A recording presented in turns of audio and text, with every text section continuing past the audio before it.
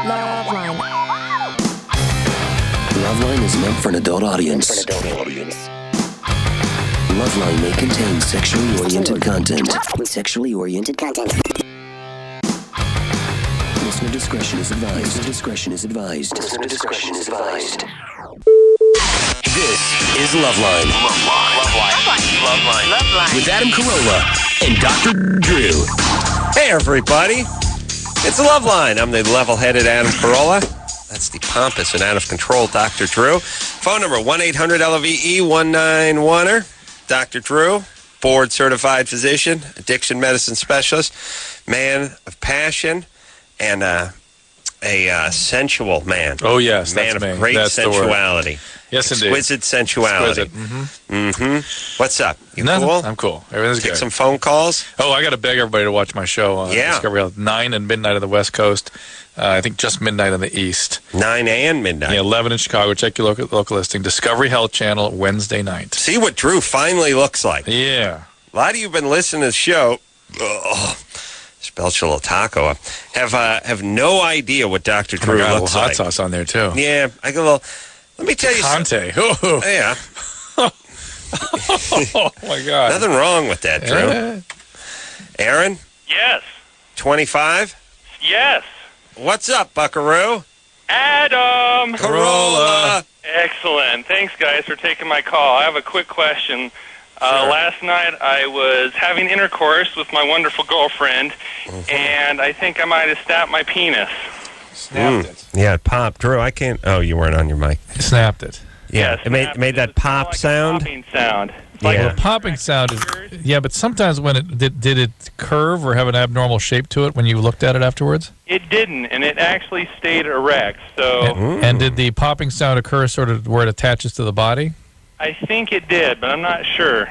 Yeah, for me, that's the entire penis. Yeah, the little part where it attaches. The whole penis is the part where it attaches to the body.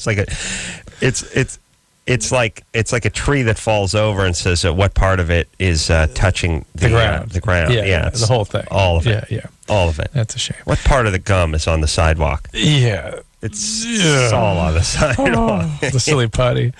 Whatever. Yeah, that pop. I used to be able to do that. Well, pop. there's three pops. There's the pop of cracking the suspensory ligament just like a knuckle, which is what Adam does in his moment of glory. I can. Yeah. There is the pop when the suspensory ligament tears, and there's a pop when you actually fracture the corpus cavernous body that the penis uses to retain the blood. That's not a knuckle. I would imagine that's not a knuckle type pop. Well, strangely enough, I did a piece on this for this Discovery Health Channel show. Wednesday night, 9 o'clock midnight. And this guy was having sex, and he pulled out and went back in, and they heard this huge pop. And it didn't hurt at first. And he looked down. Yeah, but nothing, Yeah, in football, right. Well, no, it's like these wartime stories when a guy feels something warm on his forehead, and it turns out it was his blood coming down. He had a 4-inch piece of shrapnel in the skull. That's what it's like when you're having sex. It's like it's war in that bedroom. Wear your kneecaps off, and you would never know you don't feel anything. Right, except where the action is. Yeah. And anyway, he looked down, and this is what he saw. Like an L, bent penis. Dog leg. And his wife freaked out. This is a hockey stick, actually, he said. And she went, oh, my God, you go to the hospital. Of course, the guy. You got finished. The guy's like, start sucking. I'll think about it. He's like, no. So he goes in the bathroom, kind of like, regroups. Takes a needle. And the thing shrinks down. It becomes no longer erect. But then the blood starts getting out of the cavernous body, and the thing gets to be the size of like a paint can. And then it was time for round 2. But it's 2 inches tall. Just a round, flat thing, and purple. That's when he went to the emergency room. Yeah. Well, the pop... So we didn't have any of that. The pop at the base actually feels good, sort of like cracking your knuckles. Yeah, it kind of freaked me out. It didn't look like a paint can afterwards, and was able to finish. That was yesterday? That was yesterday, and today it's just kind of been sore all day. You were able to get erections today? Haven't tried yet. That was part of my question. Give it a try. Give it a try. Sometimes if there's a problem, you get like a little bleb, like a tire, with a bleb on it. Well, it would be discolored if something was discolored and certainly ruptured, deformed. Right? Yes, and certainly the direction will be towards Mecca then. All right. What are we in, June? What's the date? Yeah. June 6th? June 6th. Chris, you find out whether you're graduating or not yet? It's coming up in like a week or something. I'll find out tomorrow. Find out tomorrow? Oh, you have a final tomorrow. Chris is sick. He can't even reach the mic. Sorry, buddy. He didn't feel good. Maybe that's a blessing. He doesn't want to talk to you. That's okay. He's disgusting. I'm just saying. You're disgusting to him. He's going to vomit on you. Well, graduation is in maybe a week. Yeah. And I think it's probably tomorrow, next day. Oh, it's coming up next couple days. It's usually I went to when I went to high school, it was like June 14th, June 15th. I'm saying I got plans for this kid if we're graduating.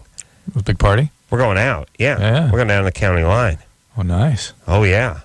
Chris, you ready for that? That'll be cool. Yeah. I bet that is if you're graduating. I got to know because he sounds very excited about this. I'll find out. If I pull out, I got to give. If I don't give more than a week's notice, I lose my deposit on the rooms. Oh, we're over at Whiskey Pete's. Oh. Yeah. Well, here's the thing. I have a final on Wednesday, and then he has to pass that. I have to pass that. All right. Well, you got it. That's in the one class, right? Yeah. Okay. All right. Biology. Well, the good news is you can focus on that final. Yeah. Nothing else distracting you. Right. Okay. All right. Just tell me. I don't want to lose my deposit. I'll tell you. All right. Yeah, we're heading out of town. We're gonna swing by the Bun Boy, get ourselves a burger. Then it's the Great Greek, and then we're going right to Whiskey Pete's, the county line. So it's state line. State line. I was gonna say state line. Yeah, state line. Yeah, it's gonna be awesome. All right. I guess it's the county and the state line if you live in like Pahrump San or something. Bernardino. Yeah. Where are we, Drew? Line 4. Yeah. Rachel. Hi. You're 14. Yeah. What's up? I was just wondering, I'm bi, and I'm wondering if I should tell my boyfriend or not, because I don't want to lie to him, but he seems a little freaked out by my friends that are bi. How could you? You're 14. How do you know what you are? I have a girlfriend. Well, then why do you have a boyfriend? Because she's bi, Drew. Yes? Yeah. You just don't believe in monogamy. Well, I didn't say that. Then Are you in love with either one of these folks? Yes, I am. Which one? I really care for them both a lot. which one? Yeah, which one, though? Well, I mean... How would you feel if he had a girlfriend, she had a boyfriend? She does have a boyfriend. How do you feel about that? I'm fine with it. All right. All right. So what happened to you? Molestation, physical abuse? All the above. Yeah. All the above? Yeah. What's that? All of the above. Oh, okay. You understand your behavior is not, it suggests all that, right? Yeah. Yeah, that's where that comes from. That's why people are a little freaked out by that behavior because it's something happened to you that made you that way. Yeah, it's a weird thing. Hold on a second. Let's talk about this. It's interesting how people work, which is people are pretty instinctive and they're sort of animalistic in a lot of ways. It's hard to get rid of that part where you take a dump and then look back and admire your handiwork. Yeah, it's built in. I imagine it's there because you're looking for signs of illness or sickness or seeds or I don't know what the hell it is, but I just stand there like I'm staring into an aquarium. Reading tea leaves. Yeah, for hours every night. Oh, my God. It's like I'm flying over the Battle of Midway. I wonder what in you a did. surveillance plane. What you did every night before you went to bed. Yeah, to just stare at my own fecal matter. But there's certain things we do that modern society is not bred out of us. Yes, cool. Many things. Oh, my goodness. Almost everything. Yeah. Now, the part where we sort of look out for ourselves and sit down, everybody, profile, we can't help. Mm. We profile when we see dogs that look mean, and we profile when we see people that look angry, and we profile when we see people that look effed up or act effed up, and we react to it. And we say, society beats it into us. Don't judge a book by its cover. Don't profile. No snap decisions. No snap judgments. But we can't help it. So when we see someone who's 14 and announces the world they're bi or has a bunch of aggressive piercings or tattoos, there's a part of us that's a million years old that goes, trouble, some trouble. Not judging. See, that's what they want us to think we're doing. The society wants us to think, you're judging. No, not judging, reacting. Yeah, just get a little fear. Reacting to something. Yeah. When I see a dog that's greasy and its tail's tucked in and it's walking sideways and the hair's sticking up on its back, am I judging? I'm not judging, I'm reacting. Right. You're using your judgment to react, but you're not judging in some sort of critical, way. You're not right. People don't realize is you see a guy with a 8 foot worth of turban on him and wearing the sandals and the gown sitting next to you on the commercial air flight. You're sort of reacting, and to ask you to not do that is to ask you not to be a human being. I think the same thing goes on with society and people like Rachel. You see them acting out, and it's sort of like, it's not that you don't like lesbians or bisexuality or that you're religious or it's moral. It's just like, this person's effed up. This person was physically abused. This person was sexually abused. And now you smell trouble. Yeah. Yes? And also, as you get older, you have a perspective, too. It's like, if that's at 14. Oh, imagine that at 50. Oh. You may not live till C50. Rachel. Yeah. How about you get some help for the abuse that you've suffered? I'm in therapy right now. Oh, good. All right. And so your question is scared to tell him, cause him freak out? Yeah. The only thing that may freak him out is that you're not monogamous. You're hell-bent on it being, he doesn't like that I'm bi. He may just want you for himself, because that's a normal sort of an impulse. Does he know you're bi? No. He doesn't know, but his younger sister does know. Good. What is she, 9? It's perfect. She's 13. There you go. Take the little dollies, you turn them in the 69 position, you dry erase board, you explain the whole thing. Make sure she understands it fully. True. Well, Drew, when you're 14, if your girlfriend's like, I'm into chicks too, you wouldn't have known what to make of that, would you? No, like a fembot, my head would have been... You just exploded. I mean, what would you even, like, you'd just be like... You wouldn't know what that meant. What do you mean? Yeah. You don't... Yeah, but... Wait, what? I thought we had something. That's cool. I'm cool, but I thought... I didn't even know what that... Well, I wouldn't know what to do with it. You get a little bit of like, I'm going to kick her ass. I'm going to get her. Yeah. Hey, Rachel? Yeah. All right. So you're doing a little acting out. Yeah. Don't get pregnant. Please. I'm not sexually active. Fantastic. But you're still bi. Yes. Right. All right. I'm looking to make the Pro Bowl this year, even though I'm not in the NFL. That's what that is. All right. Good. God bless you. Announce that to everybody, though, Adam. Please. Yeah. Please. Everyone. I'm looking. I need your vote. And start wearing like jerseys and things. Maybe we walk around in full attire. Done and done. Pads and everything. Rachel. Yes. Talk to your shrink. Ask your shrink what to do. Follow direction. All right. Follow direction. Okay. Okay. All right. That worked. Ready to talk to Blaine? Mm-hmm. Blaine. Oh, I hate that name. Blaine? Hello? You're 16? Yes. You're 16. You have trouble ejaculating? Yeah, ever since I started smoking weed about 2 months ago. My girlfriend introduced me to it, and every time, we try to have sex, I just can't ejaculate. When you've been smoking. It smells bogus. Bogus. It smells very bogus. Insanely bogus. Yeah. Blaine? No. What? Yeah? Yes. Remember the International Convention on Bogosity? Yeah. Yes. Bogus Blaine. This is bogus Blaine. Okay. Okay. Well, thanks. All right. If not... and by the way, very weak effort, Blaine.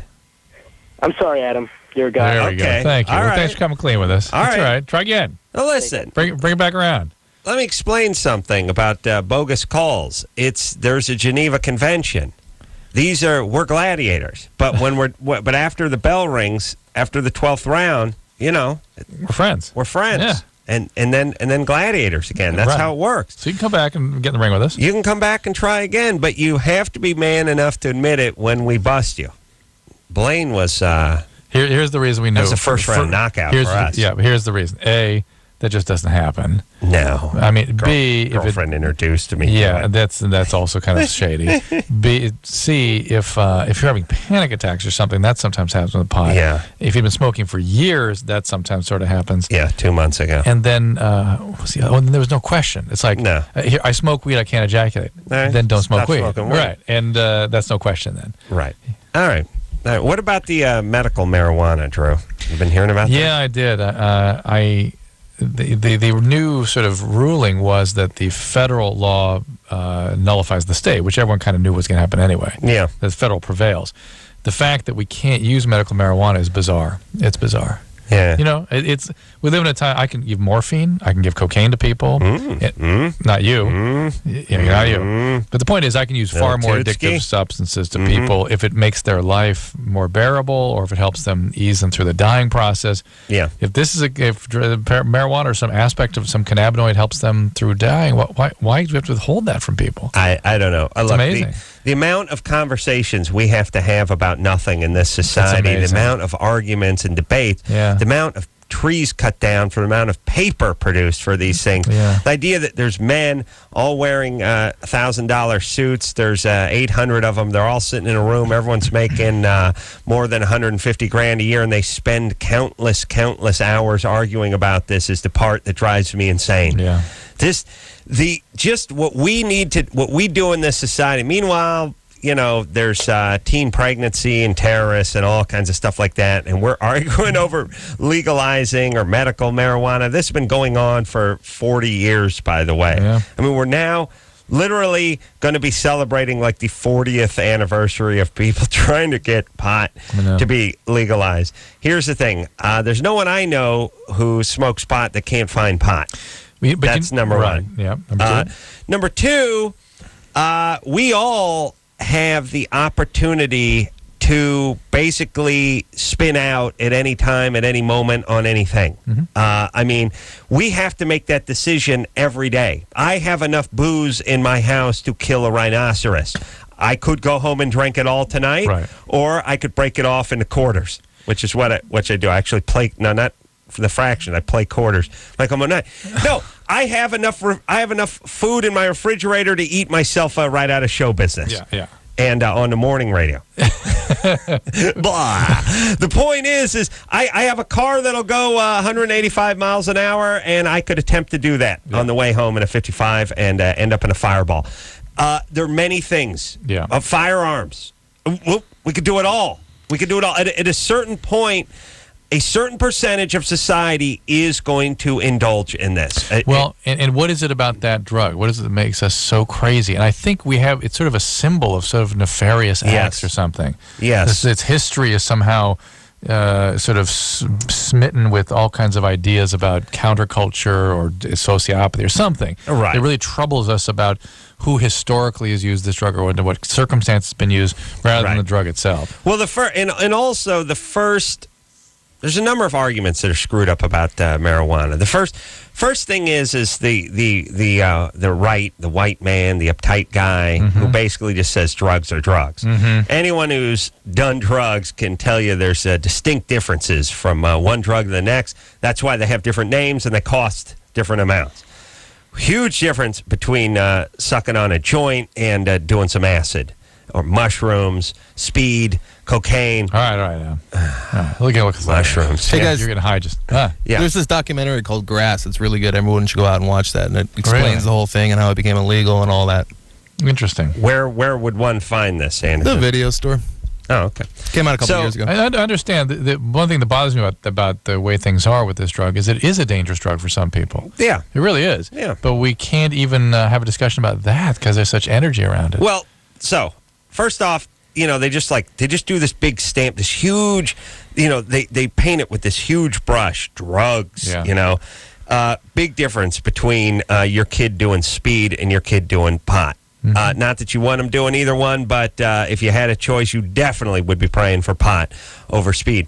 The next thing is I know tons of people that smoke weed that just do it very recreationally. They hold down jobs. They're professionals. They're on time. They pay their taxes. And then Saturday night comes along, the doobie comes out, and they do the same thing with pot as they do with booze. They would never dream of having a cocktail at 8:30 in the morning on a Wednesday, and they would never dream of sucking off a roach at 8:30 in the morning on a Wednesday, unless we're fishing in Baja, in which case it's time to do both. And that's because we're on vacation. That's what I mean. So first off, everyone is going to make a decision, and the government's not really going to stop anyone from doing anything. Certain amount of people are going to quit their jobs. Prohibition doesn't work very well. No. So let's just start that. Now, the second part of the problem is the guys that are sort of pro-weed try to pretend like it's some sort of herb that's good for you, that grows from the ground, and how could it be bad? And by the way, how could it be bad? Well, what about the sun? Yeah. The sun will kill you. Hey, listen, there are plenty of mushrooms. Amanita phalloides will kill you in seconds. Yes. Listen, I got an oleander bush that'll kill you that's growing all over my house. By the way, the reason plants evolve these chemicals on their surface is to kill people. Yeah, kill things that try to eat it. Yeah. Fine. So I think that's why Chris is sick, by the way. He tried to eat an oleander. Oh, dude. He smoked some weed and he tried to eat a bush. All right, here's the point. Pot is a drug. It alters you. I don't know what the definition is, but you will be altered, especially by today's weed. Smoke it every day, you'll become a loser. Let's get that straight. It's not some sort of holistic cure-all. Right. It is a drug. Fine. Should adults be able to make decisions on whether they participate in a little weekend recreation? Of course they should. So obviously, you just have to go ahead and legalize, at least medically, and let people make responsible decisions. There's always going to be a small percentage of society. And here's the thing, too, everybody. There's always going to be a small percentage of society that F's up. There's going to be you're going to be at a ball game. There's going to be 40,000 people in the stands, and there's going to be one guy who takes a beer bottle and throws it at the first base umpire. Okay, now none of us. Now we can all drink our beer out of a Dixie cup. That's how it works. And then with drugs, it's the same way. With weed, it's the same way. Really, if you think about it. Yeah. I know 100 people that smoke weed on weekends, no problems at all. And then there's one guy who drops out of high school, can't stop smoking it, and now nobody can smoke it. It's really, that's all society has turned into. 1% of letter writers. Of the population either writes a letter or F's up or sues, and now we're all treated like 14-year-olds. So people I know who make hundreds of thousands of dollars a year, live in big homes, support families, are the heads of corporations and whatnot. They can't smoke weed legally because Johnny F. up from Kentucky, who's 14, had tried to bring some into school and sell it. So no one can. That drives me nuts about this society. Yes, Drew? Yes, Adam. That's where you and I have a mind meld. Yes, go punish the guy who F's up and leave the adults their weed. Or whatever. Or punish the letter writers, too. Right. And here's the other thing, too, that pisses me off about all this drug stuff, and especially weed. When they find over, a couple ounces, they give you that intent to distribute. Don't they have to catch you distributing the stuff? Whatever. That drives me nuts. Yeah, I know. Yeah, they could find an arsenal and ski mask and police scanners in your car. They couldn't bust you for robbing a bank. No. You got to wait till you rob the bank. Ugh. But if you have a basket of weed at your house, no, you were going to sell it. Love none of that. Yeah. That's just, and then all the people in prison and all the courts being tied up. Really? What year is this? What's going on? This is what we want? All right. Kristen? Yes. You're 24? Yes. What's happening?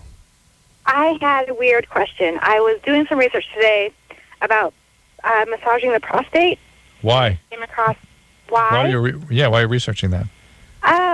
You see it in a lot of movies. I've seen it on TV. I think on one TV. A lot of movies. TV? Oh, yeah. No, did you see McLeod's Daughter on USA? Oh, sure. Yeah, a little three-part miniseries. Yeah, it's all over. You see it all over. Lifetime series, too. Lifetime. Heavy Medicine. Oh, Celia Ward stars as prostate milker. I think that was on Oxygen. It was a two-parter. I think Rosie played a retarded chick in that one. Yeah, Kristen, it's all over. It's all over. 1 out of 100 guys will like that. The other 99 will turn around and smack you. Okay, well... You're writing a report? I'm sorry? Did you say you were writing a report? Yes, it's my college paper, my final paper. I'm writing about prostate milking. It's tough. On one hand, it screams junior college. On the other hand, it's actually work being done. So it smacks of a 4-year university. Well, I'm a medical student, so I'm confused. I could pull it off. You want to tell me milking the prostate to relieve congestion when the physician does it? Well, I don't know. I came across a website, a European website, and they were saying something to the extent that massaging the prostate can give a guy a good orgasm, and then also that it can prevent prostate cancer. No, it cannot prevent prostate. Wait, let me talk to Kristen. What year in medical school are you? What year in medical school are you? I'm sorry? What year in medical school are you? I'm first year. All right. There was an Australian study that showed a slightly decreased risk in prostate cancer in men that ejaculated frequently, especially men that masturbated frequently. That was the only study that showed any association between any of this stuff and prostate cancer. When you are later in your training, you will see guys with prostate inflammation, prostate infections, epididymitis. Sometimes it helps to milk the prostate to relieve some of the lymphatic congestion. That is not a sexual act. That is a therapeutic maneuver. Use a hand or use your mouth? Very few men like this as something How does that pleasurable. work? Wait, you put the finger in there? Yeah, you just sort of drain it? You push hard. You push against it, and it comes out. A little bit of pus kind of comes out the front. Pepe? And then you take a little slide, a microscope slide, and you put it on the slide and look at it. See if it's infected. See if it's debris. Yeah. And you rub a little on your nipple. Yeah, that's what you do. Yeah. Chicks digging it. They do. Yeah. Kristen, please. All right. Please. All right. Let's take ourselves a little break. When we come back, we'll speak to Scott, 27, still a virgin. Oh, yeah. After this. Are you a Mormon? LoveLine will be right back. So get your problems ready. The one and only Live 105.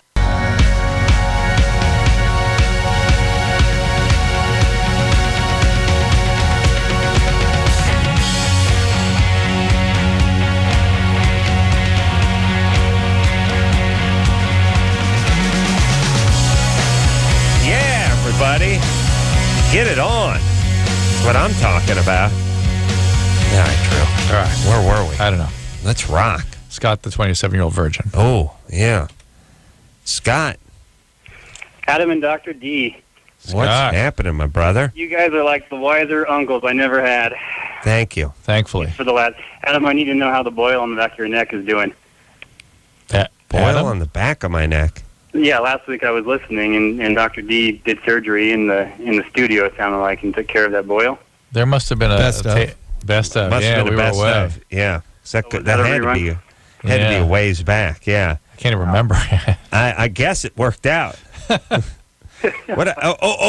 had something like right on my hair, my hairline. It was like it was an ingrown hair or something. Yeah, that was it. Didn't really work that well. No, it was never satisfying. No, it's never really satisfying. Yeah. I'm sorry. Yeah. So what's up, Scott? Well, so my situation, and Dr. D nailed it on the end there, is I was born and raised in Provo, Utah, and I came from a very religious family where sex was looked in as a cardinal sin that sent you straight to hell unless you were married. Never been really interested in the married thing. And you a Mormon? Yes, sir. Just finished my third year of medical school. Nice. And wow. And I'm no longer really interested in the whole organized religion thing. You're at U of A? Say again, sorry? You're at University of Arizona? Yes. That's actually good. I was the commencement speaker there a couple years ago. It's a really good medical school. Why do they call it the commencement when everyone's graduating? It's matriculation when you come in. It's commencement when you're going out. Yep. Whatever. I know it sounds like it's the beginning. You commence. Yeah. Commence with the school. It shouldn't be the commencement speech. You matriculate at the beginning. Yeah, but it just is. I'll look it up. All right. But anyway, I was very impressed with that school. Very, very nice medical school. Yeah, I've been very happy with it for sure. Yeah. And but Dr. D, you know that you're exposed to reality pretty well in your third year of wards, where you just see patients for the first time, and it really got me thinking and really kind of set myself straight that I'm supposed to live for myself and not for some organization. And anyway, about 6 months ago, I started thinking that sex is probably a pretty good thing. I should probably try it out. And about 2 months ago, I hooked up with a nurse at the hospital, and she and I are getting along really good. Problem is that I haven't told her that next week we're going to go off to Flagstaff for a weekend. And I haven't told her that she's, quote, christening the ship with me. I wouldn't even get into it. You just have a great time. Yeah. Listen, you're working hard. It's your third year. Things aren't going to get worse next couple of years in terms of your work commitments. Just relax. Well, he shouldn't tell her he's a virgin. No, I just enjoy the weekend. Who knows where that could go? That's the problem. This is where I need both your advice. Is that all right? Well, just listen to we speak as one with one nasally voice on this one, Scott. There's really you telling her really no upside. Doesn't get you anywhere. I know it's a way. It's sort of. Hold on a second. Let's talk. Saying you're a virgin before you get into bed. I think people look at it as you're singing karaoke or something at a party, or no, you're best man and you're delivering the best man toast, and you're like, I just want to start off by saying I really didn't have any time to prepare anything, so and I'm not used to public speaking, but Matt is a great guy. It's a little apology at the beginning, so like don't judge. It's an apology, and it's also you're wanting to make a moment out of it.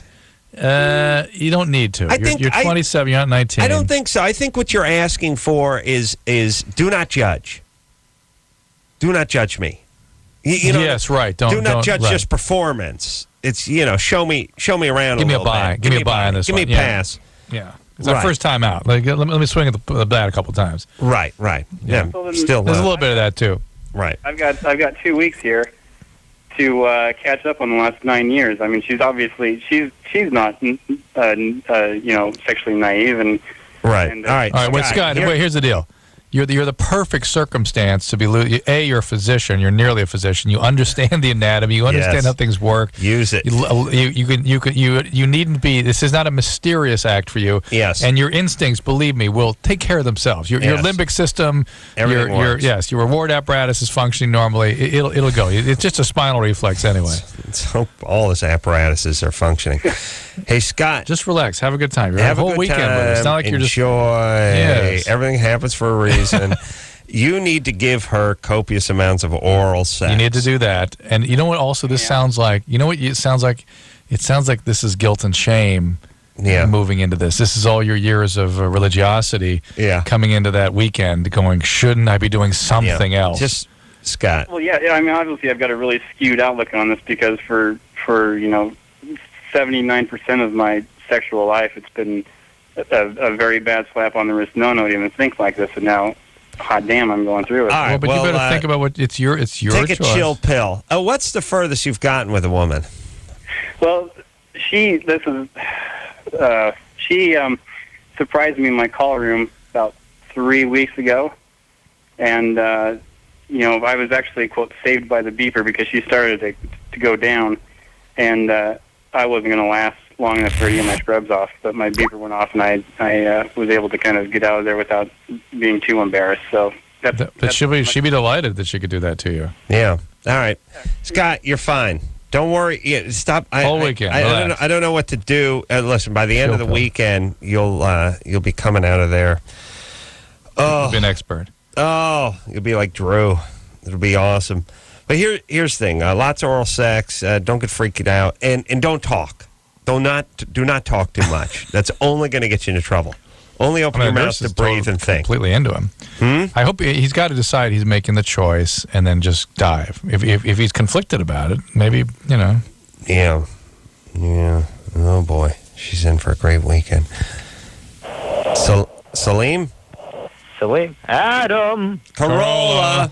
Hey, gotta get it on. Can't afford not to get it on. Got to get it on. Hey, hold your nose when you say that. Woo! It'll sound more authentic. You sound like me.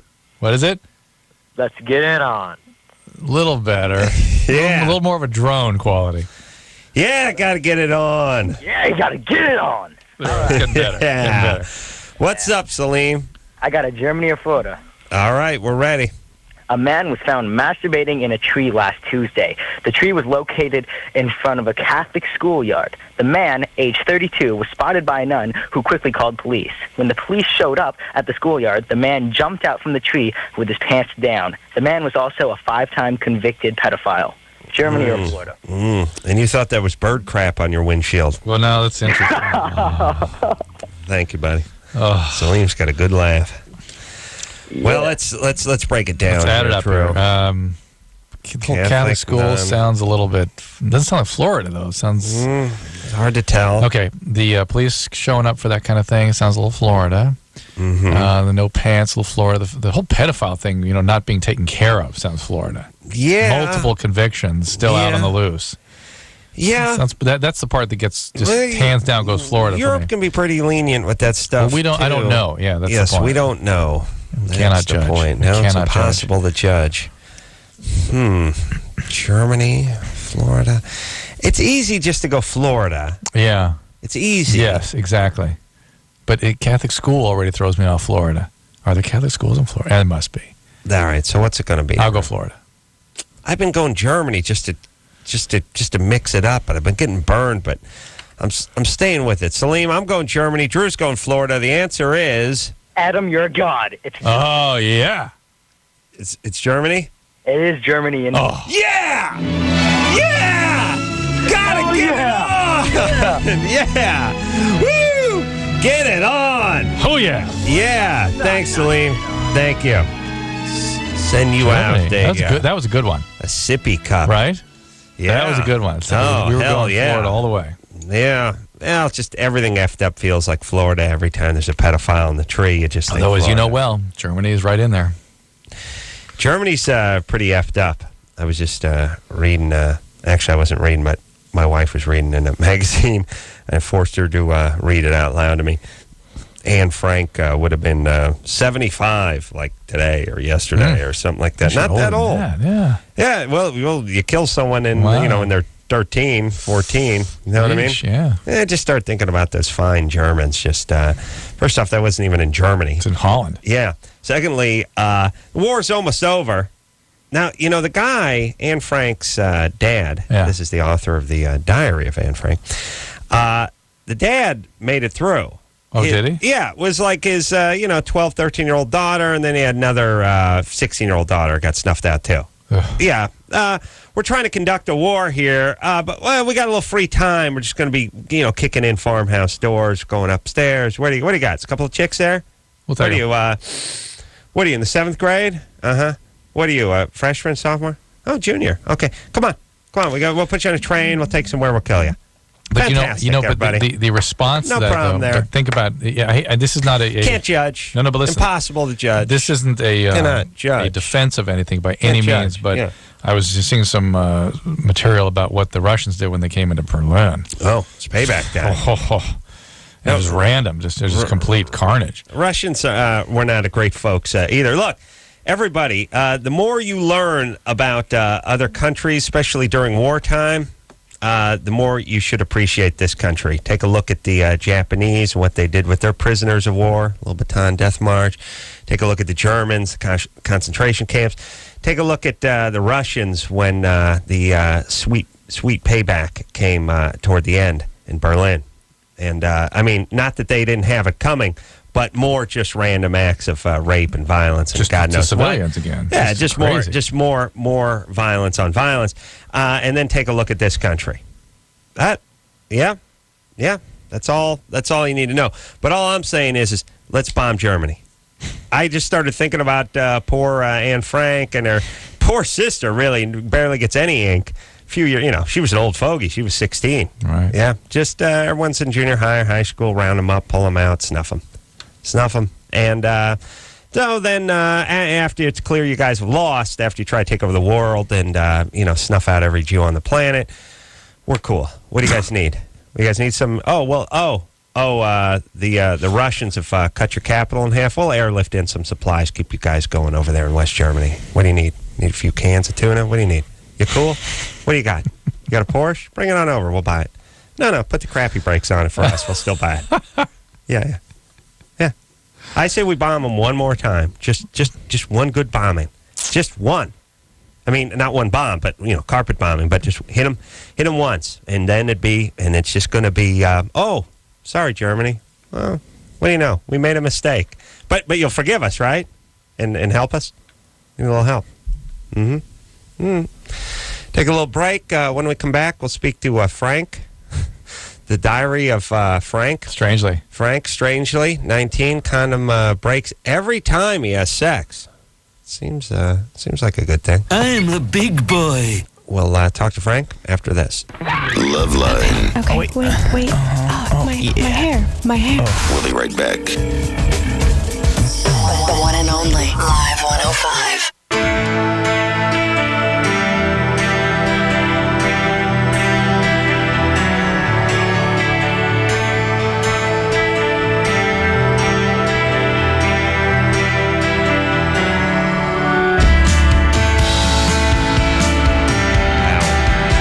Hey, yeah, get it on.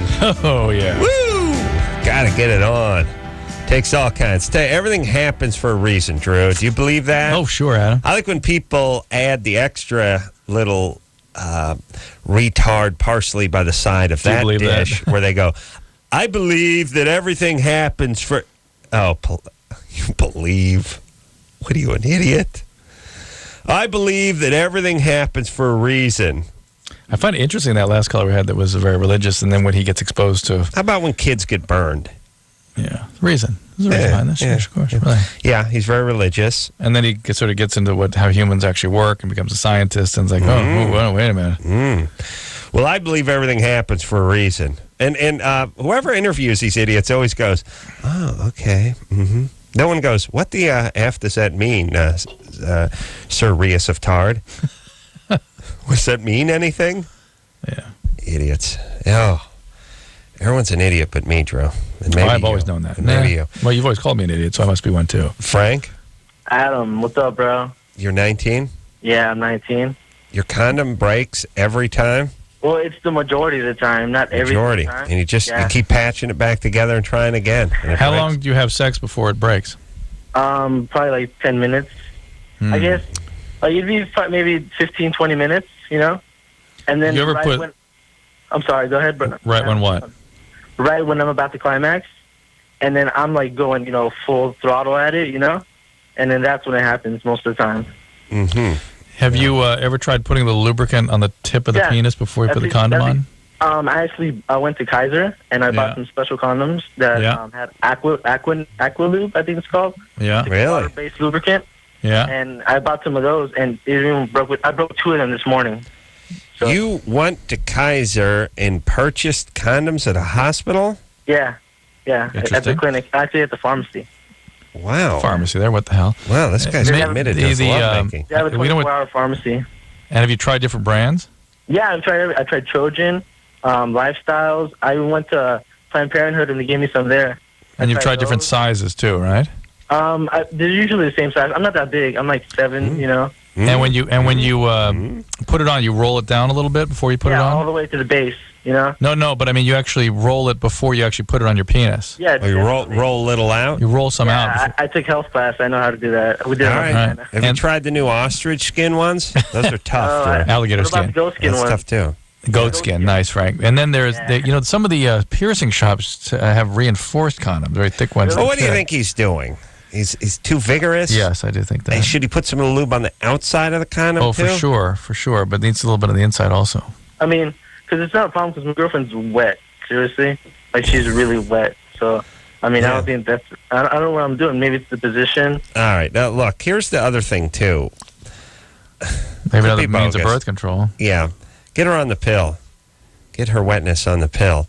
Number one. Number two, sometimes stuff happens where you have a bad run with things randomly. Drew has a saying for that, which is random events segregate non-randomly. That's correct. And it'll happen that the bad things happen in a series. It's weird. You'll buy a TV, you'll plug it in, it won't work. Then you'll buy a DVD player, you'll plug it in, it won't work, and you'll make that announcement. How come every piece of something? It just happened together. Right. This guy broke 3 condoms over the course of a weekend. He may never break another one. Right. For another 20 years. That's the case. And to make the point There's of it clear, an element of that, if you perhaps. flip a coin 30 times, it's not heads, tails, heads, tails, heads, tails. No, Heads, heads, heads,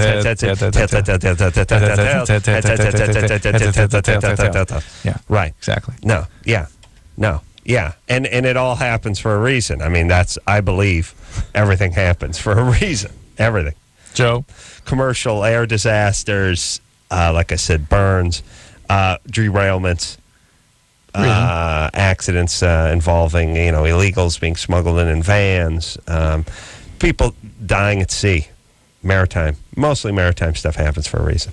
That guy at the Achille Laurel, that the terrorist, the guy in the wheelchair, yeah, got dumped. Yeah, the guy shot him, and then the terrorist dumped him in the ocean for a reason. Because I believe everything happens for a reason. Joe, hey, how's it going? 27, and Frank getting rounded up and brought to concentration camp for a reason. Same with her sister. Everything. That's what I believe. Go ahead, Joe. Oh, don't you know what I'm calling about? I don't know, Joe. Just go ahead, would you? Can you get an STD from a hand job? I guess it's possible. There's something called herpetic whitlow. You can get herpes on the finger. It would have happened for a reason if it did. Yeah, if it did. That's about it, though. Yeah. Who'd you get a hand job from? Okay, so I did the nerd, get the personals online thing, Mm-hmm. And I was corresponding with this chick, and then she, I asked her for her phone number, and she gave it to me, right? Mm-hmm. So I called this chick up and said, hi, how you doing? You want to meet, And she said, Slow down. What about the part where you dialed the phone? Dialed the phone, and what time of day was it? Yeah. So Okay, you anyway, got her on the phone, and she turned out to be a prostitute, right? Sort of, yeah. How much for the hand job? It was $40, but I thought I was paying for a cab fare. Oh, interesting. I need to take a cab. She lived across town, so I was like, I can cover that. So you met her on the internet. You called her. You guys hooked up, and it turns out it's not her. Somebody was playing a prank on me. They gave me the number for this chick because I talked to her, and she didn't know what the hell I was talking about. All right. Well, she gave you a hand job, and you gave her cab fare, which seems like a decent trade out. Again, everything happening for a reason. I think there's a fair amount of people on the internet who are women on the internet who are saying they're looking for a good time, looking to hook up, looking to have fun, who are basically prostitutes. Yeah, probably. Yeah, makes sense, right? Yeah. Yeah, if you had that business, that's what you do. I would, and I am, and I do. I bet. We'll take a quick break. We'll be right back after this. All right, guys, here's the deal. Looking to hook up? Call the Dateline. Sick of wasting time with the wrong person? Call the Dateline. One call's all you need to make. Call the Dateline. 1-877-889-DATE. If you need help, call LoveLine. 1-800-LOVE-191.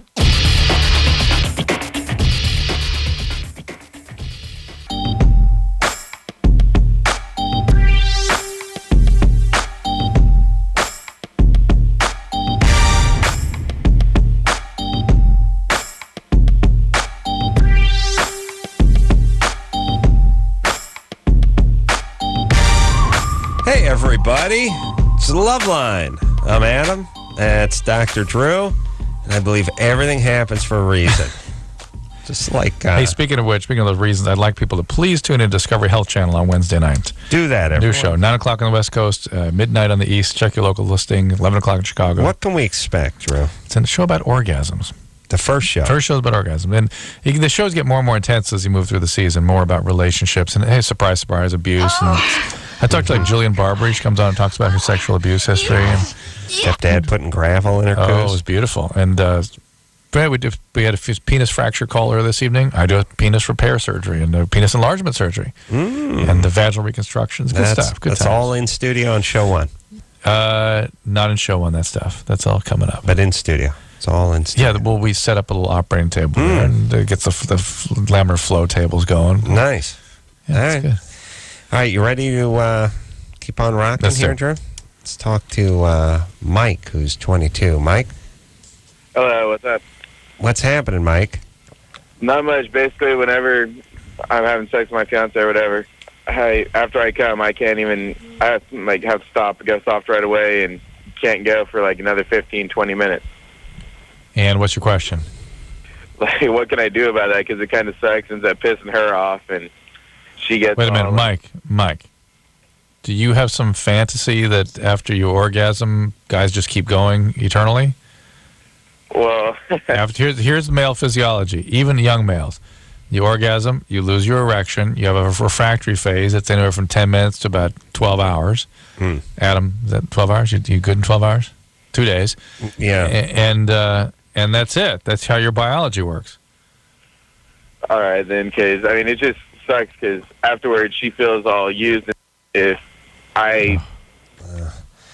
Mike just sounds like an idiot. Yeah. He just dropped the I think he's so retarded, though. I think that he can't quite figure out what the problem is. The problem sounds like he doesn't last long enough, or he's not paying attention to her, maybe doing oral sex beforehand. Yeah. Something that can sort of get her to the right place before he has his orgasm. Did I talk to you about this new medication that's coming out for this? I, by the way, heard the tone of Mike's. Like, I heard the first syllable out of Mike, just the first and I just tuned out completely. I have no idea what his question was. So anyway, Drew. You were hearing music? This is Blue Danube. I was actually hearing a babbling brook. It's a rainforest. Go ahead, Drew. What was he talking about? I already talked to him. It's done. Okay. It's good. We're cool. There is new medication coming out. I did hear the S-bomb come out of his for premature E, though. That's going to be pretty cool. Mm. Yeah, it's going to double or triple guys' times. Mm. Be out in about a year. Mm-hmm. You're already the ninja there. You don't have to worry about that. Yeah. I never had that problem. I just, I did it when I wanted to do it. And not before and not after. And everything happens for a reason, especially when it comes out of my penis. It's the way I always, it's what I say. It's what I believe. Your command. This. Yes, and there's no, I don't know, look, me trying to teach that to someone is like somebody trying to teach me how to curl my tongue up. Right. As you and I have talked about, I think that's a function of how you're configured, wired. You don't have a pulse. Your parasympathetic system is in charge. Are you talking? I see your mouth moving, but I don't hear anything. Right. That's what I'm talking about. Yes. And other people have the sympathetic system in charge, which is the engine, the accelerator. Yes. You've got the throttle in. Down or Clutch over. in. Yeah, no, I don't have any forward gears. Right. And so you got to decide to release the clutch. Yeah. Engage. Yeah, no, yeah, no, yeah. No, yeah. Yeah, no. Yeah, I in terms of orgasm, I got to decide when it's pull time. the clutch out, yeah. And, then Engage the engine. Then you better look out because you're going to get hit with a tidal wave of thimble full of powder. That's basically what it is now. But Drew's a man of passion. I got an engine. Drew has an engine, and Drew has energy. You watch him eat, you can see he's passionate. Passionate man when it comes to food. Passionate. Passion when it comes... See, Drew is a guy who, when you put something before him, he has to dig into it. Mm-hmm.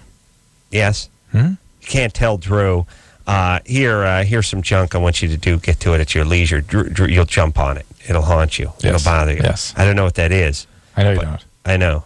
I don't know what it's like. I don't know. Yeah, you know what it is. It bothers you that it even exists on Earth. Well, it does because I tell, Drew, hey, look, we got a 6-hour flight. How about you wait till we get off the ground before you dig into whatever? And, Drew gets excited. We get it on this show. We have to do liners and stuff. They hand it to Drew. Drew has to do it that second. Is that annoying to be around? It's annoying when you don't do it because then it just points out how lazy I am, really. Well, but I imagine, I remember a long time ago. You don't do it as much as you used to. Oh, is that right? Oh. You trained it out. Something. No, here's how you used to be, Drew. If we, it's a 2-hour show, there's, 5-6 breaks during the course of the show. We would get some, what they call liners from an affiliate. Big, hey, you're listening to LoveLine on WKZG, the Big Rock of Arkansas. That's not bad. Yeah, it's good. Anyway, and it'd be about 30 seconds worth of work, 3 or 4 lines, and producer Ann would throw it at us during the first break, and we go to commercial, and let's say, let's take a leak and get some coffee and talk some smack about the guest, and Drew would say, we got to do the liners. And I'd say, we'll do them at the top of the hour. Drew, you would be bothered, shaken. You'd want to get rid of it. It would bother you that it was sitting here. And my thing was, if we don't do it tonight, we'll do it tomorrow night. You can't imagine. You had a ton of energy. You don't have that so much anymore. We had some liners dropped off tonight. Drew made it a whole hour before we did it. He's DTing. He's got...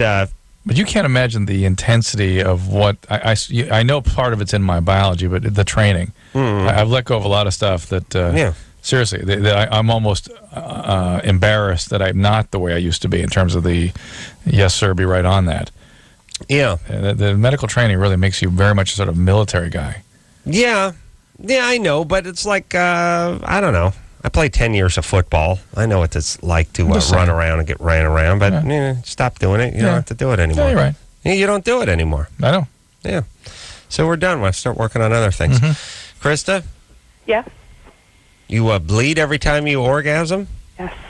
Every time you orgasm, every time you have sex, intercourse? Well, no, it's after I masturbate. All right. So some women, some women do that. It doesn't. Are you on the birth control pill? No. Have you always done this? No, just for the last 2 months. I recently had the lap band surgery, and ever since I've had... Is that the stomach staple? Yeah. What? Ooh. Yeah. How much did you weigh? 400. 4? Yeah. Now, by the way, when someone says 4, like there's a party that goes, come on, she's 470. She's just rounding down. But 4, you need to... It's fine. You got the idea. 4 is fine. How much did you lose? Were you 4? Yeah. Okay. How much did you lose? 50 pounds so far. Good. Are you on any medication? You're down to 350? No. Yes. Okay. Let me tell you about goal weights first off. Because when you're 4, your goal weight can be 260. Then you're 5'3", 260. Right. Now your goal weight's got to be, Katie Holmes' weight. Right. Yeah. You'll get to it with that thing. Exactly. You've lost 50 in how long? 2 months. 2 months. It's good. Wow. Well, clearly, not clearly, but I have no doubt that it's something related to the gastric stapling or the banding. And the brown discharge I've had since I've had it done. Yeah, it can Hold really. On, I got to beat off now. She's down to 350. Got the brown discharge. Excuse me, Drew. It really can screw with your menstrual cycling. Being overweight, losing weight rapidly, all that. Watch out for gallbladder attacks. That's one of the big complications of this. How do you watch out for it? Well, when you get right upper quadrant pain, know that's what it is. Yeah. What do you got to do? Hospital. Oh, really? Krista. Sometimes they take the gallbladder out when they're in there just to prevent that stuff. Yeah, while you're on the rack. Krista. Yeah. Were you always overweight? Yes. Yeah. And, when you see those pictures of you at 5, you're big, right? Yes. Yes. I think this procedure is just something people ought to do if this is going to be their life. Maybe at a younger age? Well, I mean, first off, you're 20. You got it done. Yeah, good. You managed to make it to 400 pounds at age 20. Yeah. If that's not in your genetic cards, it's impossible to make it to 400 pounds. You probably was at 375 at 18. You can't do it if that's not in the cards genetically. Yeah. Oh, people do that. Oh, you got to be more active.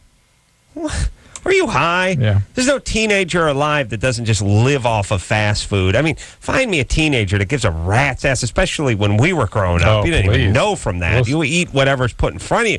Eat the crap at school. It's nothing but fish sticks and sticky buns and Kool-Aid. I mean, come on. Yep. You're obviously packing on, 40 pounds for every 1 pound another average teenager would pack on. I mean, I knew guys who just ate everything all the time. They'd go pick out, before in the morning, we're going to Dupar's. Just because. We're going to go get some huevos rancheros. Yeah. And a milkshake. And a milkshake, yeah. And give me a slice of a piece of Danish to go. I'm going to smoke out when I get home. And those guys had not an ounce of fat on Like a 6-pack abs. Yeah. Yeah. They should write a book. Yeah. And poor Chris should be punished. But here's how it works. You get this surgery at 20 because, you could wait until 40, but what? Bunch of yo-yoing. You're 400 pounds. What's the lightest you get to? 311? Do you know what I'm saying? Yep. Starving yourself, screwing with your metabolism, binging, purging, never going anywhere, all this stuff. Now, just get the surgery. You need this surgery like someone needs like corrective eye surgery. Yeah. Or ear or any surgery. You were dealt a defective body. Well, there's a certain genetic defect. There's a certain genetic defect. And there may be some medication someday to manipulate some of those messages from the brain to the stomach and whatnot, the leptins and this sort of thing, the ghrelins. That's all stuff that's being worked on now. So we may one day not need to have the surgery. There may be these blocking medicines. Well, like I said, I had a friend who just underwent this at probably age 40. The guy yo-yoed his entire life, you know what I mean? And he just couldn't do it. He couldn't keep it off. He was disciplined at times, but it was impossible. Got the surgery, boom, 185 pounds. And it's going to save his life. and he just should have done it 20 years ago. Yeah. So God bless you, Krista. Thanks. Yeah, you'll be down. Don't worry about the bleeding. Talk to your doctor about that. I'm sure all sorts of menstrual irregularities and even ovarian cyst, all sorts of funky things can happen when the weight's going down. Let me ask you this, too, Drew. Better skin-wise to do this at 20 than at 40. I was thinking that. It's healing-wise. If she decides to have all this surgically, all the extra skin removed, the healing would be better at 20 than at 40. Yeah, and the skin probably has a better chance more resilient. of pulling itself back into place. Yeah, more resiliency, yeah. What do you think about that, Krista? I'm excited. You sound over the moon. Elated. Yeah. So, are you virgin? No. Oh, really? Black guy? One night stand. One night stand. So, who was this man? I want to talk to him. How much, when did this happen? About a year ago. How much did you weigh at the time? 350. Seriously, black guy? No. Wow. I'd have a little in this He's blood. pretty hot, but... He was a good-looking guy? Oh, yeah. Really? Where'd you meet him? At work. At work? Yep. He came in, he was a customer? Yep. Why just one night? How many blizzards did he order? It's a little DQ joke. Nice. Yeah. Why didn't you just, he didn't call the next day? He did. Twice. I kind of him out. I didn't tell him I was a virgin. Uh-huh. We can usually do the math on these ones. Did, why no dating after that? Nope. Why not? Nope. He called you a couple times. Are you an abuse survivor also? Yeah. Yeah, what kind of abuse? Molested for years. You know, there's a weird thing that somebody... Well, listen to this. Yeah. Listen to this. No, I know. You know what I'm going to say? I do know what you're going to say. What am I going to say? You're probably going to say, A, you believe that everything happens for a reason, including the molestation and the morbid obesity. There's a plan. There's a plan to that. But B, the people that were sexually abused create this sort of wall of weight There's around definitely them. that, but some of the extreme weight excesses I've seen, oftentimes at the conclusion of the abuse, the dad, the uncle will give them food, cookies and things, and get this sort of crazy association with the abuse. Did that happen, Krista? No. Okay. She would say, "Here, honey, I did this. I love you so much. Here's some cookie and milk, and let's settle down about this." Who abused you? My brother and my cousins. Cousins. Yeah. Those guys are all probably working. Carnivals. Yeah. Yeah. Are they in jail, any of them? Any of those cousins of yours? No. Okay. Starting families? Working construction? No. They don't work. Oh, they don't work. Okay. But when they do, off and on, they do a little construction, right? Yeah. They're in jail most, yeah. Okay. Now I'm starting to get angry, Chris. Anyway, point is God bless you with the surgery. Keep the weight off. Guy called a couple times. Deal with the abuse. Here's what's going to happen now. You're going to lose the weight, and then you're going to get depressed because people are going to start approaching to you. You're going to start getting close to people, and that's going to freak you out. Make sure you get some therapy. I got one more call. I got one more thing, Drew. I got to do it. And I feel so strongly about this time that I can't be wrong. Krista? Yeah? Jewish or Asian? Are you Jew or Asian? None. Oh, my God. I'm sorry, baby. I had such a strong impulse. Yeah. Especially when I heard about the cousins. Yeah, I heard about the cousins jumping in the morbid obesity. All right, keep that tummy stapled, and everyone should just get this now. Just get yourself assessed. Everybody. All right. Chris, when are you heading in, buddy? We'll all go in together. Get that stomach stapled. Banding. I'll get it done, dude. Get it done. What do you got? You got a little head cold? He's going to puke on you, I think. You nauseous? No. Just a little cold. Little cold? What do you got? Just a cold. Sore throat? Yeah. Congestion? No, sore throat was on Saturday. Oh, no sore throat. Okay, It's no. one of our callers. So we'll keep you have a guessing. sore throat? No, yesterday. Yeah. No sore throat. What do you got? Cold, dude. Yeah, cold. Okay, Cough. man. All right. He's sitting there, but he looks disgusted with you, though, Adam. He's really disgusted. I know. He's angry. Well, he's lashing out. Everything happens for a reason. That's right. Graduation is just around the corner for him, and he's wanna not miss sure. it. He He's doesn't got to wanna miss pass that biology He doesn't final. want to miss the ceremony. All right. He's going to be sick for it. All right. Leo? Yes. What's up? Hey, guys, what's up? Do they even have a graduation ceremony for... Here's be my graduation ceremony if I ran a junior college. Okay. Yeah. And losers, let's get going now. Get going. Let's go. Shoo. I'd fire a shotgun up in the air. Just have something rock salt in it. Get out of here. Yeah! I would treat it like I was trying to scare a coyote away from my property, like I was a rancher. And saw a grizzly bear standing up around the fence, around the cattle. Go on now! You'd point out the ones you allow back. Yeah. University students, yeah, see you in the fall. Yeah, Mitsuk. Yeah, no, you're cool. You over there from, I don't know, where the hell you're from. You Asian? All right, fine. Stay on. And make sure you get those UCLA application in. There's a student, yeah. Hey, Zorback, you're 39. You dropped your beads. Let's go. Get in that VW van, get in that microbus, and hit the skids with your brother. Boom. It'd be awesome. And just yelling, yeah. Get out. Go on, shoot. Yeah. Like, you're trying to break up a bird colony. Yeah. Go on now. Yeah. All right. Like rounded cattle. Yeah. That'd be the graduation. All right. Leo, 21. Yes. I had a quick question. Kind of an odd experience happened to me. I was out with a friend, and we were going on a road trip to Philadelphia, and we stayed at a motel, and all we could get is a single bed. They didn't have doubles or two beds, so we stayed in one. And later that night, I kind of felt something near the genital area, and I figured out he had his hand down my pants, and I was just kind of curious whether I should confront him about it or if I should let it go. I mean, I assumed this guy was straight because he's been my friend for a long time, but now I. What's your deal? I'm straight. Are you from you bogus? You smell bogus to me. Yeah. Yeah, let's put it this way. Doesn't seem like much here. Right. So you put the guy's hands down his pants. What did you do? Well, I want to know if I should confront him. I sort of jolted, so he turned away real fast. And this was what time of day? It was at night. Middle of the night. Yeah, so woke you up from a dead sleep. Yep. What were you wearing? I had on a t-shirt and sweatpants. And you woke back up and you sort of rolled aside and just pretended to go back to sleep? Yeah, because I didn't want to. That would be awkward if I would have, What got his hand down. Yeah, awkward to say the guy, hey, knock it off after he's just tried to rape you. That'd be awkward. It would be. He got his hand down your sweatpants. Yeah. You didn't wake up, huh? Well, I did wake up because I obviously I did because I felt it, but did you have an erection? No. You're 21. You have a girlfriend? No, not. I recently broke up.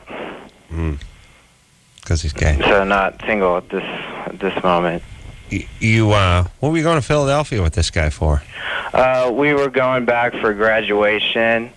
We have a good friend. We've been friends for a long time, and we have another friend that graduated from Penn. All right, losers. Now break it up. That's my junior college. Not a Penn. Oh, not a Penn. Yeah. No. I'm just talking about I'm still back at junior college. Yeah, of course. Yeah. Let's go. All right. So listen. Here's the deal. Let it ride. You learn something about your friend. Don't be alone with him. Yeah, he's into whatever he's into. If he's really your friend, been a friend for a long time. Drew. Is there a percentage of guys that are not gay that are capable of this kind of maneuver? Yes. There are. I believe that. I think they actually usually have some trauma history themselves, sexual trauma, sometimes. This is capable of putting the hand down the sweatpants. Yeah, there are these guys that are not gay but have sex with men. There is such a thing. And there's sort of a spectrum between gay and not gay but have sex with men. Of guys that sort of like kind of screwed with. They're kind of not quite clear. They get opportunity. They kind of don't know the boundaries very well. Then there's a group that has sex with women but are gay. They call them publicists. Oh. Yes. Nice. Yes. Many, of course, are gay, but then there's the subgroup that actually are married and have relations with women that are actually gay. Do you have a publicist now? Yes, I do. I wish I didn't. It's a long He's not a bad guy, is he? I don't know. I've never spoken to him. I've spoken to some of those guys I work for. They're nice guys. I don't like publicists. You don't like what they do. I'm sure there were nice Nazis. Okay. You know what I'm saying? Right. They're guys that got sucked into the SS. They were scared they were going to get shot or their families were going to be hurt. So they just got sucked into it. You know what I'm saying? Doesn't mean you have to like them. You know what I'm saying? Publicists are bad people. But let me say, I've got to come to my publicist defense. Here's the thing. They're like meter maids. Everyone defends meter maids. They're just doing their job. They're just doing their chicken-ass job that they don't have to do. I do a lot of news. And this woman You say helps nudes? News, N-E-W-S. News. And Okay. she has relations with all the different news editors and things. Sexual relations. And she's able to sort of help. It's almost like an assistant. She organizes the stories and things and helps me decide where I'm going to go. It's helpful. It's very helpful. And she knows the people that we're doing this for and stuff. I could not do it myself. They're people that lack character and dignity. If they had an ounce of dignity, they'd be doing something else. 1 ounce, one shred of character, they'd be doing something else. And instead, they're barnacles on the ass of show business. That's really what they are. Publicists, everybody. Yes, I have one. It's a long, long story. I haven't wanted them for about 5 years. Is it Caffarelli? It's I don't even know who. Oh, is it Bragman, Nyman, and Caffarelli? I don't even know. I've never spoken to him. Drew, believe me, I've never spoken to him. Never. Okay. Never. All right. That's how we get people on this show. And deals with publicists. That's how we get people not to come on this show. As those that happens too. Yes. JO publicists. They're bad people. Look, here's the thing. They don't do anything for a living. Do you know what I'm saying? And I know as a doctor, Drew, you don't respect that. We don't do anything for a living either. But at least I'm a carpenter, and at least you're a doctor. Right. You see what I'm saying? Yeah. These people don't. They don't do anything. If this 100 years ago, 50 years ago, well, this is back. But at least they aren't standing around arguing about ridiculous things like the people in suits making 150 grand a year we talked about earlier tonight. Yeah, arguing about nothing. In fact, bogging down the system. They don't bog it down so much. All right, much. Okay. Yes, they do. Here's all I'm saying. I think people judge their worth by how much they make a year, not by what they contribute or what they actually Unfortunately, that's true. I have much more respect for the guys who make 30 grand a year swinging a hammer than the publicists who make 200 grand a year doing nothing. Thank you. We'll take Chris is nodding his head over there. And I have much more respect for engineer Chris, who makes, well, let's see. Let's do some quick math here. 2 hours tonight. $10 an hour. Yeah. It's $20 a shift. 5 nights a week. Oh, he's not here all 5 nights. No. What are you here? 4 nights? 3 or 4 nights? 3 nights? 3. Okay. That's $60 a week. That's 120. That's $240 a month. 2 times 12. He makes about $3,000. That's why I live with my mom, dude. But I'm telling you, in a few short years, your mom will be living with you, because that's how it works when you get in your 30s. He's gambling on that. Oh, yeah. He's aiming for that. Oh, how else is this going to work? No, What do you expect? That's how it's going to work. $3 grand a year. Come on. Yeah.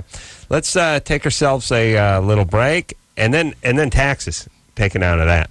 We'll take ourselves a quick break. We'll be right back after this. Thank you for calling LoveLine. Your call will be answered in the order it seems interesting. Call LoveLine. Call 1-800-LOVE-191. The one and only Live 105. Yeah, it's LoveLine, everybody. I'll tell you, I believe everything happens for a reason, and that's why I have to get it on. Yes? Yes, indeed. Ready to get it on, Drew? I am, and I'm still begging people to turn on Discovery Health Channel on Wednesday. Don't forget, check your local listing. I think it's 11 o'clock Chicago, midnight East Coast, 9 o'clock West Coast. Chicago? Why Chicago? Why am I talking to Chicago? Why are you talking to Chicago? We're talking to them. We came on there tonight. I know, but, just check it out. Set the TiVo, everyone. Not everyone has a TiVo. What? That's hard for you to believe. Wow. Why bother having, 55-inch plasma if you're not going to have TiVo, Drew? You know what I mean? Yeah. And then the whole surround sound system with the big subwoofer and mega bass. Doesn't make sense, does it? No. Yeah. I mean, everyone's got that. Well, why have the satellite dish with the 3 feeds if you don't have that? Get the MLB package. That's what I'm just saying. Drew, you know what would drive you insane? What? Remember when my idiot buddy Daniel stayed at my house? Yeah. I got an extra house. My buddy stayed at it. Yeah. He ordered up. He ordered up the Major League Baseball package, which is one of those things where you can't get out of it once you're in. I'm cheap. Even though I spend a ton of money on nonsense, there's something about the $250, and I don't like baseball anyway. I never watch it, and watching it on TV is ridiculous. Anyway, the point is he ordered this thing and then moved out of the house 6 months later, and that was 5 years ago. And I've been paying for the package. You didn't know it? No, just I'm paying the $300 every. No month, one's there every year. Never seen one pitch of one game ever. I'd jump off the bridge. And caught it at game number 5 of season number 4, and said, I got to cancel this. And they're like, oh, no, can't do it. Not too late. You're already in this for season. it. Can't do it. You guys automatically, I didn't sign up, you guys automatically. Such a scam, by the way. So to pay for a 4th season I wasn't watching that I didn't sign up for? Well, don't you think there's if you really brought these things to you got to the Supreme Court with certain things, you would win? You would think. Like, look, UMF first signed me up. I didn't sign. A lot of things don't make sense in this society based on laws. You renewed it automatically. I didn't renew it, and now I can't get out of it because you renewed it. Mm-hmm. Oh, interesting. And by the way, this is why everyone with their policies. Yeah, it's a policy. What are you gonna do? Your policy is not to pay it. I just, Amanda? Yes. What's happening? Nothing. All right. Here you go. Okay, my question is, my boyfriend and I decided to try something totally new, and I used one of my toys on him, and ever since he's been complaining of, like, really bad stomach cramps. Oh, I have a million questions. Whose idea was this? It was kind of a mutual thing. Like, we were just bored, wanted to try something new. No. That's not how that kind of thing goes down. Somebody has to have some momentum with this. Who had it? It was, I would have to say mostly him then. Yeah, so he wanted you to do this. That's kind of what I figured. What kind of toy? Just like a regular vibrator. He's gay. That is not something a guy would normally come forward with unless he really wanted you to do that. You know what I mean? That's not something like, I'm bored. Why don't you put something up? Let's try it over here. Yeah. It's like, come on. That's not a I'm bored maneuver. That's a here's my chance maneuver. Yeah. All right. Now, here's the deal. If he has cramps, persistent, there are any number of serious medical problems. He can cause tears in the colon. He could have peritonitis. He could have an abscess, perirectal abscess. Many different things. He needs to see a doctor immediately. There was no strap-on action here. This is all just 3 on the tree, as we like to say. Okay. You know what I mean? That's a column shift. Yeah. It's an old term. Well, it's... No, don't. Okay. I was look at Chris every once in a while. I remember 3 in the tree. Yeah, that's and the H, the back part was the reverse. I never drove a car like that, but old trucks and stuff, old cars used to have the column shift as opposed to... 3 in the tree was just any 3-speed. Yeah, old cars, as opposed to 4 on the floor. Yeah. So I'm guessing non-strap-on, I like to call 3 on the tree. So, Amanda. And what size batteries did this column shift take? They were just AA. AA. All right, better than the C. And, why? Well, the diameter. I see. Yeah, diameter. Because I could fit, basically a handful of AA's up me, where C's I could fit like 4. Oh yeah. Well, it was kind of a larger dildo. That was an 8-incher. 8-incher. Okay. And did you use lubrication? Yeah. Okay. All right. And why are you not taking him to the doctor? He doesn't want to go. He's scared to go. Yeah. Well, look, Drew. This is like when a guy in the mafia gets shot. Do you know what I mean? Yeah. Well, you're not just going to the emergency hospital. They have questions. You're blowing the cover. Yeah. Well. Yeah. Cramps. How long ago was this? This was 2 weeks ago. Could be pretty serious. It could be. He doesn't have the pain so much right now as he did. I mean, like, after it happened, he actually, cried. It hurt him so bad. And he was kind of afraid that it was, intestinal damage. Yeah, he might have torn his colon. He could be peritonitis. He could have an abscess sitting there. Wouldn't your stool be peculiar? Not necessarily, no. No? Mm-mm. Because I focus on mine. I know you do.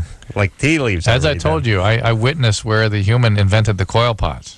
It wasn't with Clay. Drew was jogging and found a coiled I was Duke. jogging. I found a little hideout of a homeless guy.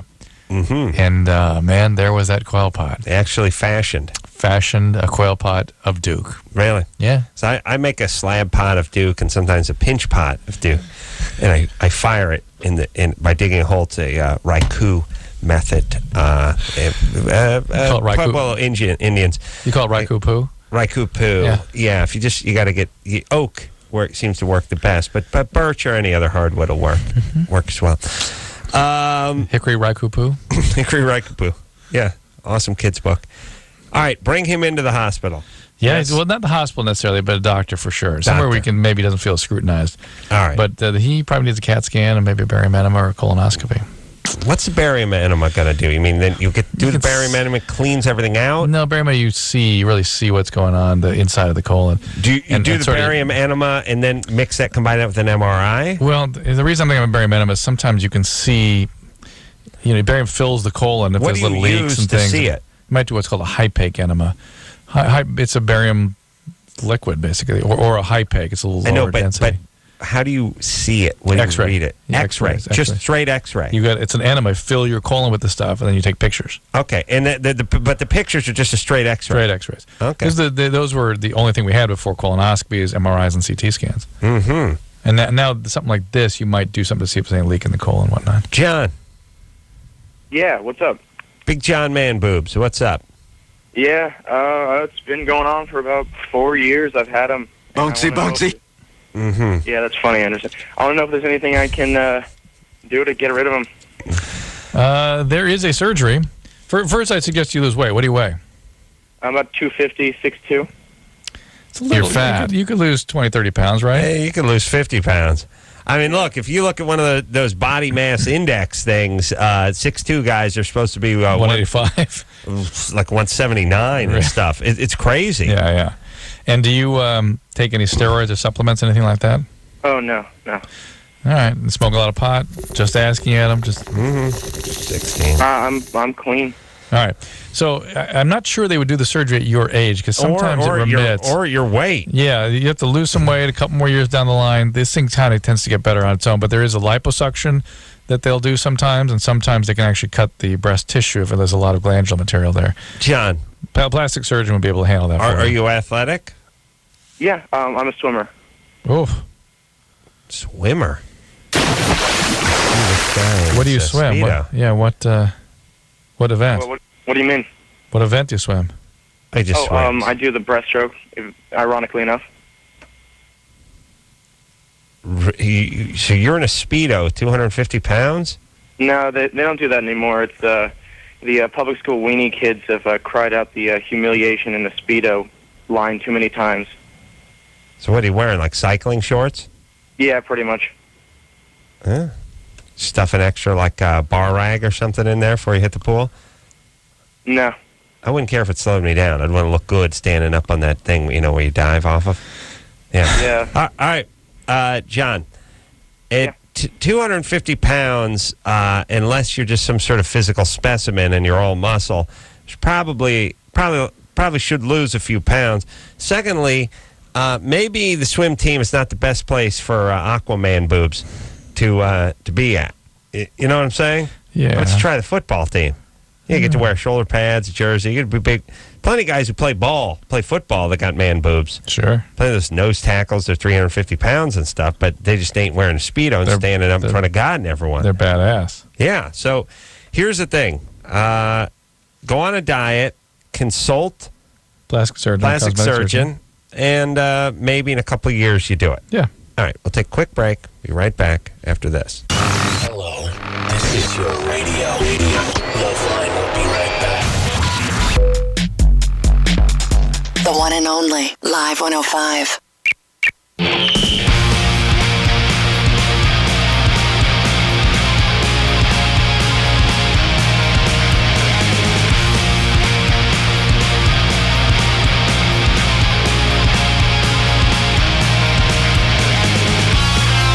Hey, everybody.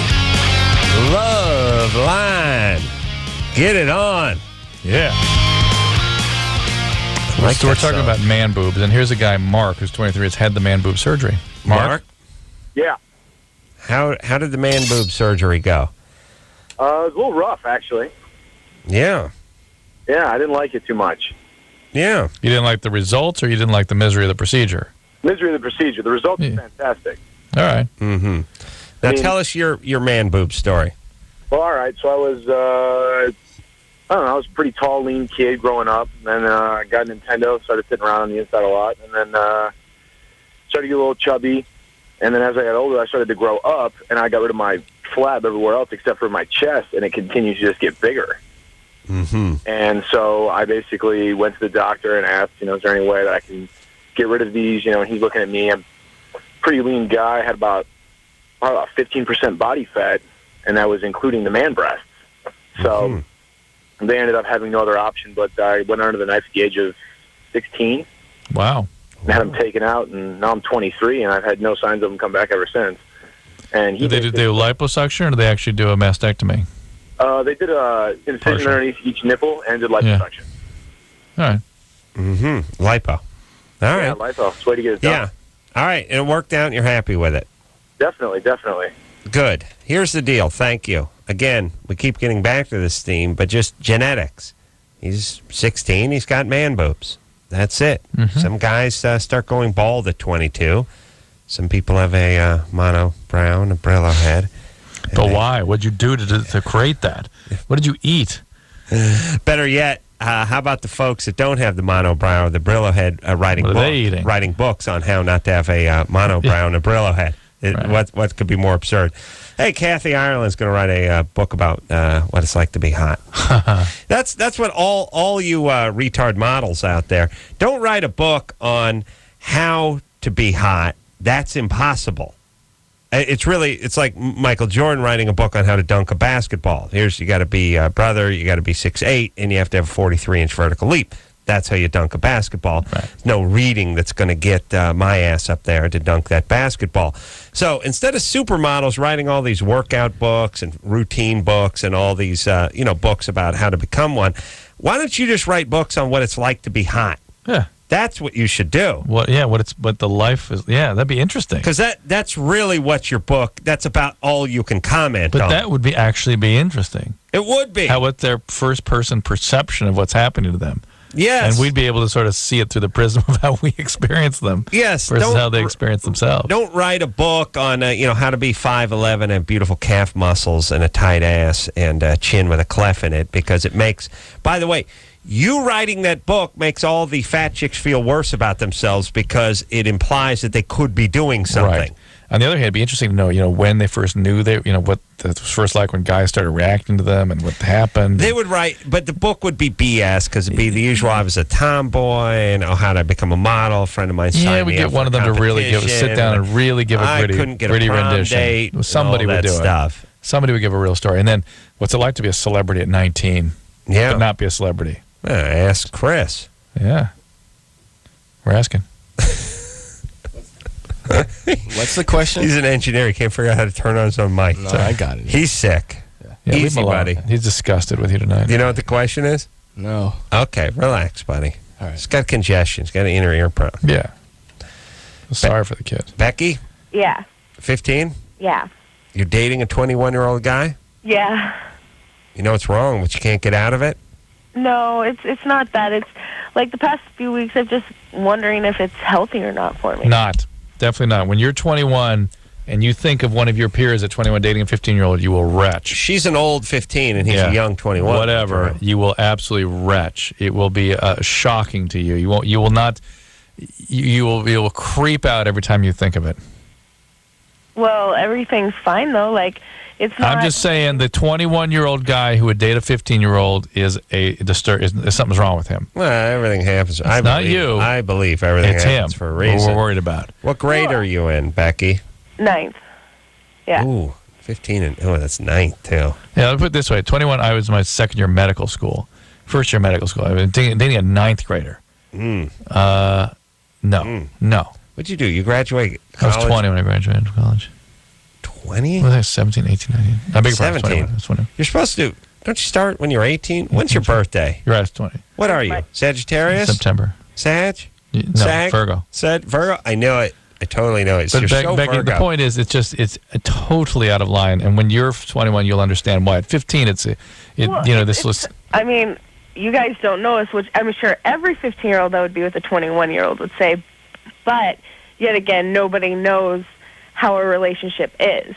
Like, it's not a normal 15, 21-year-old. I mean, he's not way older, and I'm not like way younger. It's not. Hold on one second. Exact same thing This you just said. This is the other tub of crap everyone is passing around in society. It's like, you don't know unless you've been. You can't see. Nobody has the right to, because you've never, until you've walked a mile in her training bra, BS. You're in the 9th grade. He graduated or should have graduated high school 3 years ago.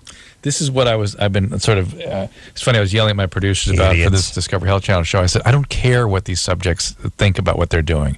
Right. They have not experts in this. Of course. They can't be objective about it. They're having an experience. I understand, I value their experience, but I don't want their interpretation of it because they're not trained to understand it. Go, girl. And so, like a 15-year-old telling us exactly how it really is, that has no validity. It's a zero. It's an empty set. No, it's like we're mechanics. She's bringing her car in, and she's going to tell us how it is. Right, exactly. She's not in position to do that. No, she's not. Becky? Yeah.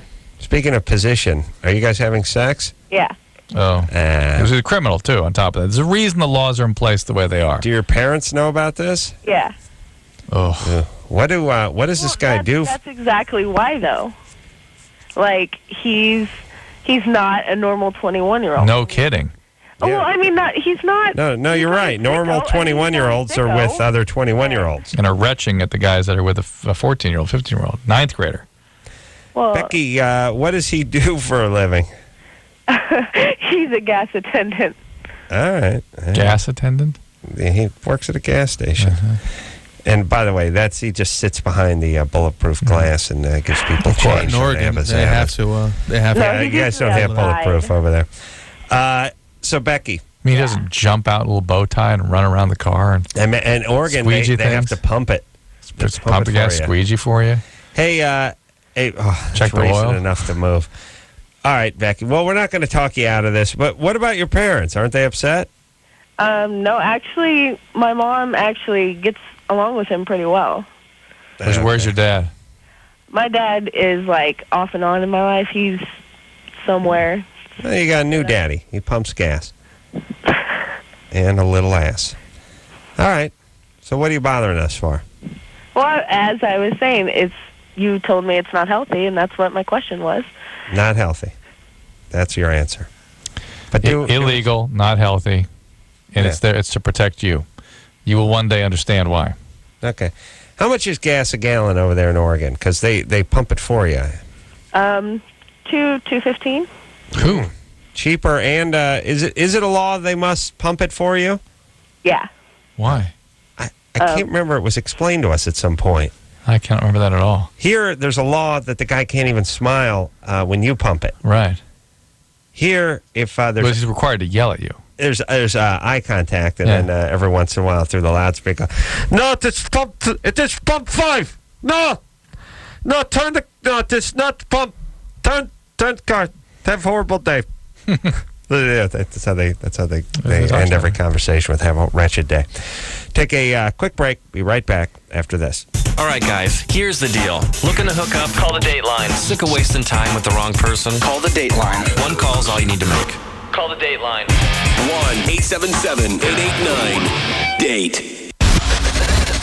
If you need help, call LoveLine. 1-800-LOVE-191.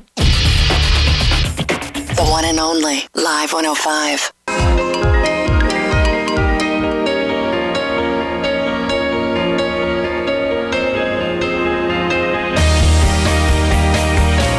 that's the show, y'all. The bravery in here tomorrow night. And I'm still begging people to tune in on Wednesday. Don't beg, Drew. All right. I command all of you within the sound of my voice. Discovery Health Channel, 9 to midnight. I would worry that there'd be too many people watching. I'm worried about that. Yeah. Yeah. All right. Yeah. We'll take ourselves a little extendo 22-hour break. And until next time, this is Adam Carolla for Dr. Drew saying mahalo. Yeah. Mitsu. Yeah. Yeah, no, you're cool. You over there from, I don't know, where the hell you're from. You Asian? All right, fine. Stay on. Make sure you get those UCLA application in. There's a student, yeah. Hey, short back. You're 39. You dropped your beads. Let's go. Get in that VW van. Get that microbus and hit the skids with your brother. Boom. This has been LoveLine.